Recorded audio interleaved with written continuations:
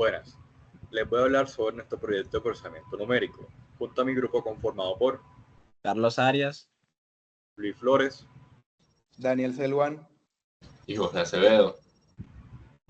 Bueno, le haré una breve descripción sobre el fenómeno que nosotros elegimos. En este caso fue el de la caída libre. Nos enfocamos en el fenómeno que estudia la caída de un objeto con la fuerza de la gravedad y tomando en cuenta la resistencia al aire, como variable independiente, que en este caso es la altura medida en metros y el tiempo de caída medida en segundos. Aquí podemos ver la fórmula de cómo se comporta la altura tomada en cuenta con el tiempo de caída. Como g es la aceleración de la gravedad, que aproximadamente es 9.8 metros por segundo al cuadrado, y t es el tiempo de caída.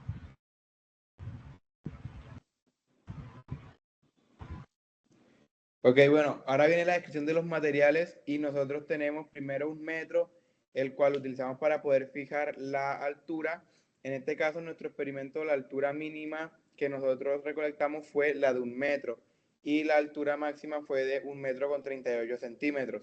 Y por cada repetición, nosotros íbamos aumentando un total de 2 centímetros. Luego, como objeto de estudio, tenemos una libra de arroz. Este fue el objeto que experimentó el movimiento de caída libre.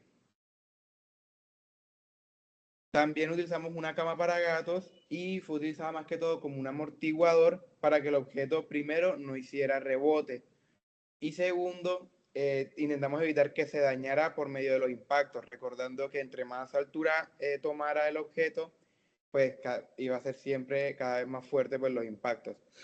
Por último, tenemos un celular y del celular utilizamos el cronómetro que viene integrado para poder nosotros contabilizar el tiempo de caída en cada altura y poder registrarla.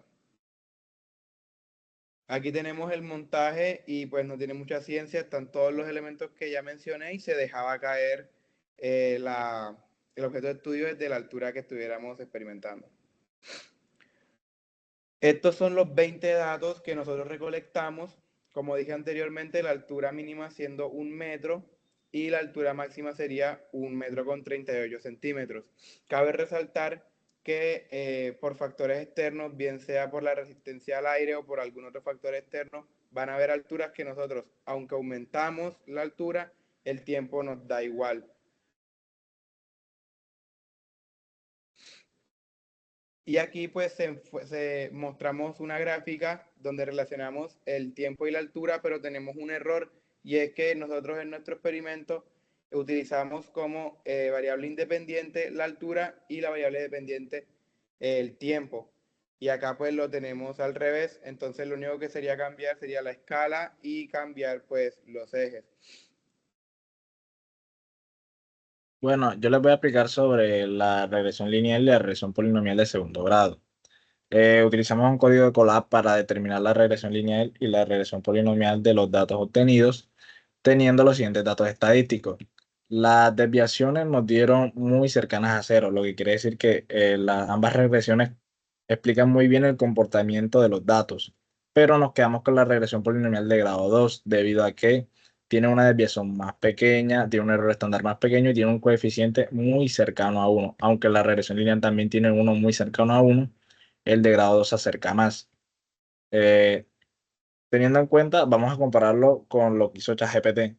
ChatGPT sí graficó muy bien los datos. Uno le dio contexto sobre el experimento y no tuvo el error que uno tuvo porque las personas normalmente tomamos el tiempo como la variable independiente, pero ChatGPT, entendiendo el contexto de lo que estábamos haciendo, sí puso muy bien que la altura era la variable independiente. Hizo el análisis y vio que era una tendencia creciente y que no había una linealidad. También exportó la misma gráfica que uno dio y hizo el mismo análisis en una tabla y teniendo las mismas conclusiones que la regresión polinomial de segundo grado era la que mejor explicaba el fenómeno. Haciendo una tabla comparativa, el tiempo invertido nosotros fue de 1 hora, el de ChatGPT fue de 3 minutos, bien, siendo así que ambos fuimos claros y concisos, pero ChatGPT optimizó bastante el estudio que hicimos. Yendo ahora al siguiente punto, que era rellenar los datos de interpolaciones. Una interpolación es hallar los datos que no conocemos a partir de datos que sí conocemos, siendo con los datos más cercanos. En la interpolación de grado 1, en este caso un ejemplo, no conocíamos el dato 2, pero sí conocíamos el dato 1 y el dato 3. Haciendo una interpolación, nos dio que la interpolación de grado 1 para este dato, que era de 0.4, nos dio 0.41. Así con los demás tipos de interpolaciones, y realizamos un análisis de error verdadero y error relativo. NaN son los valores que ya conocíamos, entonces por eso no le realicé un error verdadero ni un error relativo, porque iba a dar 0. Así con los demás tipos de interpolaciones. Hicimos una comparación mutua de los errores y nos dio un error relativo promedio y una desviación estándar. La que peor se comporta es la interpolación de grado 4, dando un error relativo muy alto y una desviación estándar muy alta en comparación con los demás datos. Y la que mejor se comporta es la interpolación de grado 2, teniendo un error relativo promedio menor a las demás y una desviación estándar menor a las demás. Hicimos un gráfico y vemos que la que es de grado 2, que es la de color verde, sigue muy bien todos los puntos de la gráfica, y la interpolación de grado 4 es la que tiene estos picos que se ven de los datos. Se ve mejor en comparación de los errores relativos viendo este pico desde la interpolación de grado 2 en comparación con las demás interpolaciones. La de grado 2 es la que mejor se comporta. ChatGPT también le dijimos que hiciera el mismo ejercicio, teniendo un error al principio debido a que no le di contexto sobre la... O sea, le mandé la información, pero no le dije cómo tenía que hacerlo, sino que simplemente le dije, rellena esta tabla con estos datos, dándonos esta información errónea. Ya después me tocó hacer diferentes comentarios para que ChatGPT hiciera lo mismo que yo hice, dándole los mismos resultados, teniendo así que me tomara más tiempo, pero definitivamente fue menor al tiempo que yo me tomé que nos tomamos realizando el código y realizando el análisis. Bueno, para las conclusiones, quiero empezar hablando del por qué la regresión polinomial de segundo grado es la que mejor se ajusta al modelamiento de nuestros datos, relacionándolo un poco con el fundamento teórico. Y es que si nosotros vemos la fórmula que relaciona a la altura inicial con el tiempo que demora el objeto en caer, ya la vamos a mostrar. Es esta ecuación de acá. Vemos que si nosotros despejamos a t como nuestra variable dependiente, nos vamos a encontrar con que t depende de la raíz de h. Y esta sería una función radical, pero entonces, ¿qué tiene que ver una función radical con una función polinomial de segundo grado? Bueno, en realidad una función radical es una función parabólica, pero rotada a 90 grados y solo teniendo en cuenta los valores positivos para el eje x. Entonces serían pues prácticamente lo mismo, y es por esto también que la regresión que mejor ajusta los datos a nuestro experimento es la de segundo grado, porque va muy de la mano con la ecuación teórica. Aunque no va a dar resultados exactamente iguales, sí o sí va a seguir el mismo comportamiento. Analizando los datos estadísticos para las regresiones, nos podemos dar cuenta que definitivamente la regresión polinomial de grado 2 fue la mejor, teniendo en cuenta la desviación estándar, el coeficiente de correlación, fue definitivamente la que mejor modeló los datos. Pero un comentario que quiero añadir es que si vemos un momento la gráfica, como mencioné anteriormente, la gráfica va a tener va a ser como una función radical. Estas funciones, a medida que se van extendiendo, tienden a achatarse más, tienden a tener un comportamiento más lineal, no completamente lineal, pero más lineal.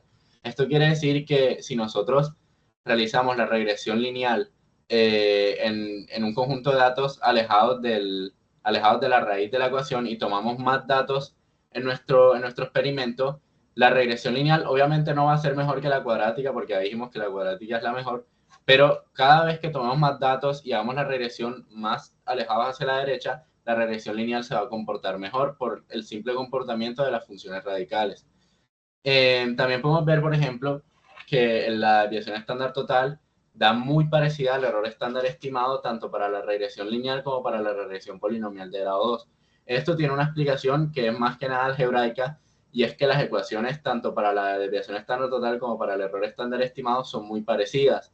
Sabemos que la desviación estándar relaciona la dispersión de los datos con respecto a la media, y el error estándar estimado relaciona la dispersión de los datos con respecto al valor teórico estimado.